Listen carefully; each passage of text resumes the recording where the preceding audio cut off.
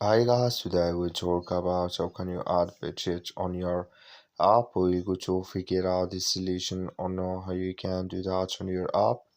So you just follow these ways, then it's going to work with you. So all you have to do, so you just go down, click here on more down here. When you just click here on more, then it's going to take you to this list. It's going to show for you like this here. So then all you have to do now, you just click here on configuration, just click on it here. Then you come to next step here. Then all you have to do, just click here on budget settings. When you just click on budget settings here, it's going to take you to this list. You come here to budget, click in this sign.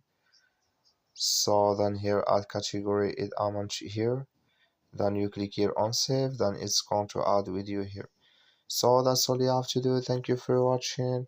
Don't forget to support us by liking.